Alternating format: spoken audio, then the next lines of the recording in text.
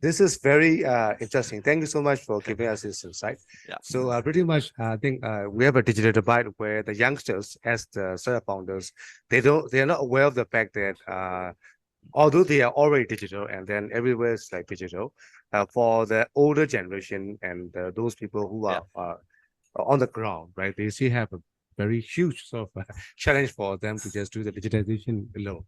That's And right. then having these AIs and all the sort of tools available in the market, digitization should be easier for the SMEs, but nobody is building these tools for these SMEs. And then this could be one of the interesting trends for the stuff.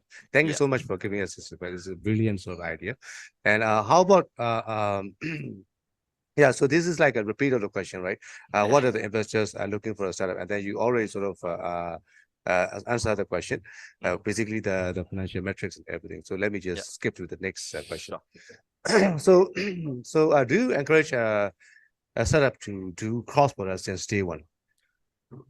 Short answer is no. However, it's common for a lot of startups to incorporate their holding entities in non-operational countries such as Singapore, an offshore company in the BVI or Delaware company.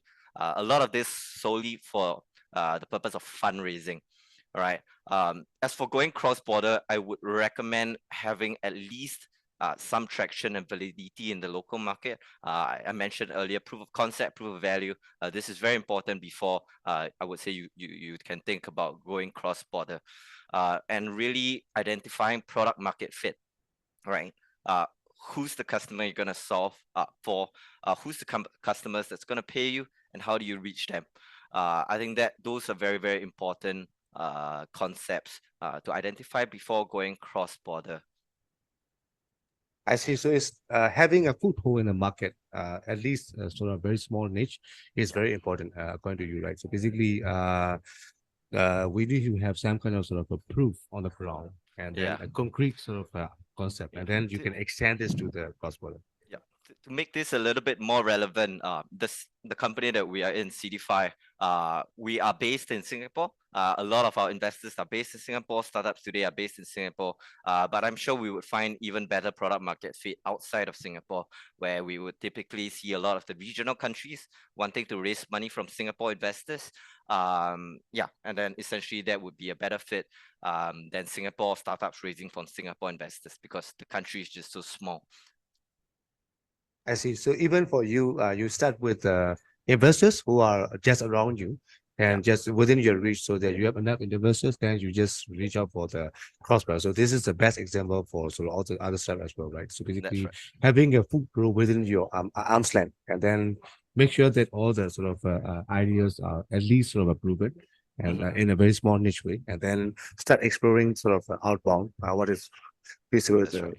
the cross-border. Yes, that's right. What are the suggestions for self for the if we want to go cross border for from you? Sure. So expanding to a market, a new market is always risky. So quick points is always do market research, right? Across your competitors, regulators, if needed, and generally the ecosystem. Is the government supportive of startup? What sort of grants do you have? Um, because a lot of the nations right now are trying to build a holistic ecosystem to attract more companies coming in to their local markets. The other point I want to call out, if possible, hire a local resource first. This can be an advisor or even a guy on the ground. This way, it can help ease navigating around the local markets.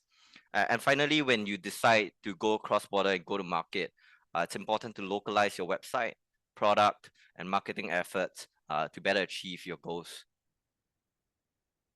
I see. So these are the very useful suggestion for the staff as well. Yeah. And then what kind of cross border business categories are venture fundable? This is pretty much sort of a repeat, but I think more focus on the investor readiness, because the other side is all about market readiness or the trends, so that we Mhm. have customers, right? For this question, it is more about the venture funding readiness, because Yeah. some of the startups are not venture fundable. Yeah, Sure. some are fundable. So this is a question for you, so that you Sure. could sort of give us more insights. So the whole idea of venture capital funding is high growth, right? And it's very closely tied to scalability. Scalability is typically comes with tech-centric business or a digitized business that should be able to deal with cross-border, scale across regionally and even globally.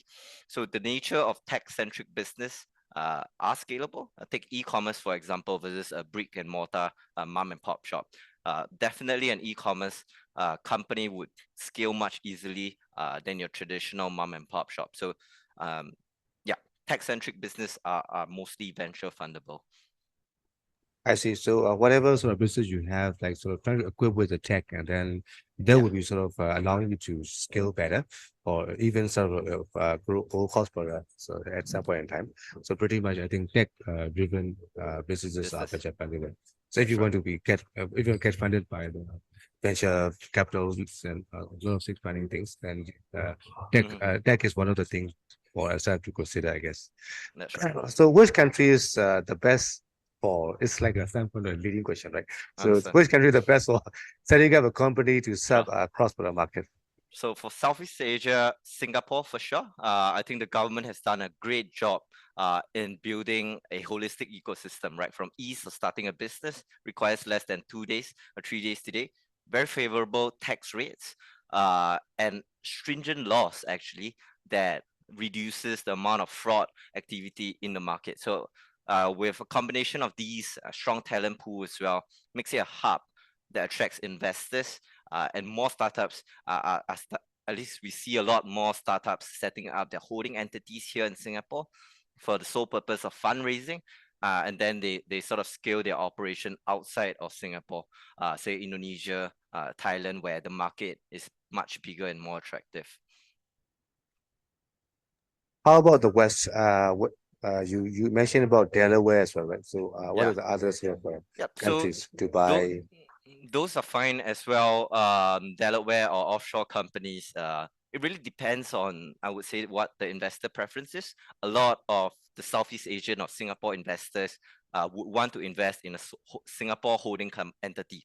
So it doesn't matter if you're a startup in Myanmar, in Thailand, you can conduct your operations there. But if you want to speak or get invested by a Singapore VC, typically a lot of them would require you to set up a holding company in Singapore because of the laws and stuff like that. So fraud is less likely. So this also create an opportunity for those startup from the West as well, right? So basically, Yeah. if you are starting a company in the US, if you want to sell to Asia or even like South Asia, then Singapore is the best place for you to set up your holding. And then basically, based on that holding company, you could attract investments, partners, employees, and other sort of interesting sort of resources from the South Asia region as well, right? So as a business booming, I think Singapore has become the hub for all the sort of companies across the globe, I guess. And so this is sort of kind of a sort of more of a zoomed down question, because initially I was asking for a typical sort of a generic sort of a kind of a question about how a startup is sort of really going sort of to the great lengths through the ideas and through the sort of financial metrics and all the proven things, right? Because the investor always looks for the proven sort of metrics with the real customers, real line of sight profitability, whatever. But Startup Weekend is all about starting an idea, because when the youngsters, the young people come to join the Startup Weekend, they might not even have a well sort of formulated thoughts or sense of things for the idea yet, but only through one day of sort of workshop and training, they will just make sure that all the ideas are more articulated and then more validated through the customers and everything. But the question right now is for all the startups sort of newbies who are coming to this Startup Weekend program, what would you suggest, right? Uh, what kind of sort of financial metrics that they should consider, even if they are just trying to do the sort of idea formulation first. Yeah. Yeah.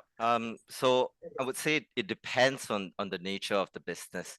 For me, most businesses, your North Star or the metric that is most important is always revenue. Cash is king. The more revenue you have, the more investors will look at you. And if you are profitable, you become a very sexy business, getting more investors interested. But if you are, say, a social media company, then revenue might not be the best metric for you. You would typically want to grow users first before turning on monetization. So understanding your business and I guess how similar companies have scaled or made it, it would be worthwhile doing some market research into that to identify what your North Star is. All right. For most companies, again, would be revenue. For some other companies like social media companies, user growth, monthly active users, all these are some key metrics to keep note of. And I think lastly, I want to call out one, I think, very particularly interesting and important metric for any startups of any stage is the idea of burn rate, right? Burn rate essentially is defined by how much money the company is burning to carry on its operations, right? And if you take how much money you left in the bank divided by your cash burn, essentially that will give you a runway, or rather the lifeline of a company before it goes bankrupt. So always keep in check your burn rate. Where possible, try to keep it as lean as possible. So you are definitely you have a longer runway, and I guess the chances of surviving in this vicious startup world is higher. So burn rate, revenue, and always identify what your North Star is. Is it user growth or just revenue in general? Sure. So it's like burn rate, revenue, the North Star, and Yeah. user group. So all four things, and then how you would achieve all those things in the right way should be considered since day one when you do the inception on the startup idea. So that's a very sort of useful sort of advice for the startup as well. Yeah, so pretty much we have like sort of run through all the 10 questions, Thank you. and we have like mission to end. So what are your sort of suggestions? And if I did, do you have any sort of anything in mind for our sort of service can participant as well? Like, Yeah. so what would you just sort of say to them? Sure. So my advice is try and solve real economy problems, such as agricultural issues in Myanmar. These are a lot of the SMEs that need digitization, and I'm sure the market is huge. So if you can find a way to digitize their entire process or even front end, it's a very sexy business, right? And a lot of the investors are focusing on profitability these days. So you do not need to be profitable today, but you need to show that you buy an orange for $1, you're gonna sell the orange juice for $5, and then you're gonna pay your staff $1, you profit $3. And then before they start pouring money into you for scaling. So profitability is one, I would say, solve real world economy problems. It's a very sexy business. I see. How about the other things? I think I understand that you and so the Star Weekend organizers, right? You have some arrangement with them to do something for the startups Yeah. as Seedefy. So I Yeah. would like to sort of talk about that as well. Sure, sure. So Seedefy, we are happy to sponsor the top winners of Startup Weekend Yangon to come on board the platform just to meet Singaporean investors, right? Of course, prior to that, I myself would be providing a 30-minute consultation, particularly around fundraising, just so we can prepare you better or put you in a better position to speak with the Singapore investors. Thank you so much for giving us this kind of opportunity and at the same Yeah, time sharing us all the insights for Star Weekend. thank Hope you. you see you very soon. Yeah, I will. Yeah. I will say goodbye to my audience. အဲ့တော့အခုဒီလိုမျိုးကျွန်တော်တို့ program ကိုအလို့တောက်လျှောက်နောက်ပိုင်း video လေးတွေမှာလည်းကျွန်တော်တင်ပါလို့ရှိပါတယ်။အဲ့ဒါကိုစောင့်မျှော်ကြည့်ရှုဖို့တိုက်တွန်းနေတဲ့ဒီနေ့ program ဆုံးဖြတ်ပြန်။ Thank you so much, Glenn. Thank you. See you Yeah, soon. thanks, Coco. See Yeah. you. Bye.